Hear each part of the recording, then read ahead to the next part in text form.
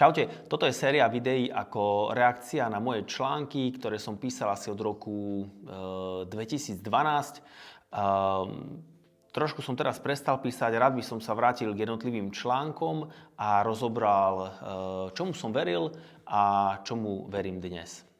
Toto je reakcia na článok Prečo sypeš tú chémiu, písal sa rok 2012 a ja som bol naštvaný, pretože ľudia ako v tej dobe, myslím, že to je stále dnes, vnímajú srvátkový proteín alebo celkovo proteíny, ktoré konzumujeme, teda hlavne cvičenci konzumujú, ako nejakú chémiu. Čiže vtedy som sa rozhodol, že napíšem trošku nejaký iný obraz a porovnám to napríklad s takým brumíkom, ktorý má oveľa z môjho pohľadu horšie zloženie ako nejaký čistý srvátkový proteín. A pozrite si napríklad na prvú ingredienciu v Sunari, ktorý môžete dávať od prvého dňa od narodenia. Nájdete tam vo väčšine prípadov demineralizovanú srvátku. Preto som aj sa rozhodol, keď som študoval na veteríne, urobiť svoju bakalárskú a diplomovú prácu na tému srvátky.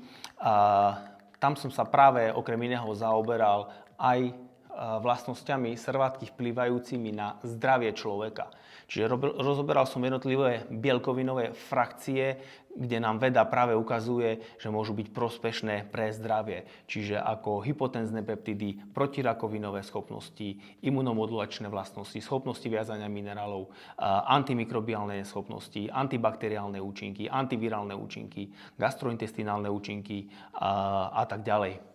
Čiže stále si myslím, stále verím tomu, že srvátkový proteín, ja mám v obľúbe práve ten srvátkový proteín, je zdraviu prospešná potravina, ktorú dávam aj môjmu, dúfam, že to poviem správne, 70-ročnému otcovi konzumovať, čiže môže si to kľudne prisypať ráno do jogurtu na obohatenie práve bielkovín, ktoré si myslím, že štandardní ľudia, a zvlášť v tomto veku, jedia málo a tie ich chránia aj proti úbytku svalovej hmoty.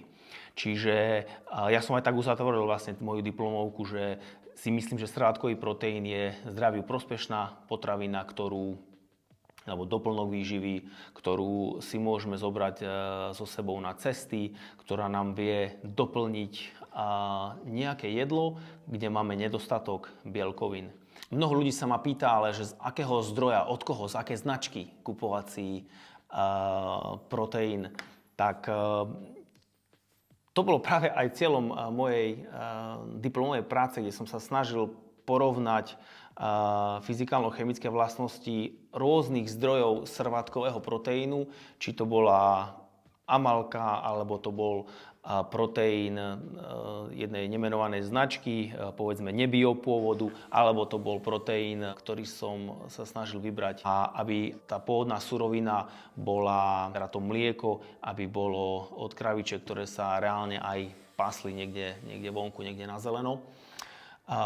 Žiaľ, to stanovanie tých bielkovinových frakcií, ktoré by nám poukázali, teda to bola moja taká hypotéza, že mohol by som zistiť, že či proteín, ktorý je z bežného zdroja, z bežného mlieka, tá srvátka, alebo z nejakého mlieka, ktoré má vyššiu tú kvalitu v zmysle toho, že kravička bola pasená na zeleno, že či bude v tomto viac bielkovinových frakcií.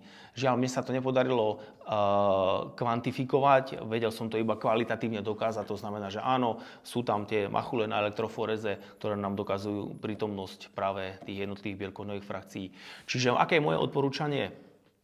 Ak sa dá, ja volím napríklad taký Myotek, kde máme nejakú tú garanciu, že kravičky boli, myslím, že tam je 300 dní, nejaká taká certifikácia, 300 dní na paši. To znamená, že už samotné to mlieko a následne ten celý proces získavania srvátky z neho, teda ten výsledný produkt by mal byť kvalitnejší. Ale skôr je to taká moja viera. Čiže ak si to vieš dovoliť, preferuj kvalitnejší zdroj. Nič sa nestane, ak budeš brať od iných značiek, ktoré my vlastne máme u nás, či už v proteínomate alebo v predaji na pulte. Čiže z môjho pohľadu sa naozaj na tomto nič vážne nezmenilo a určite ho odporúčam ďalej.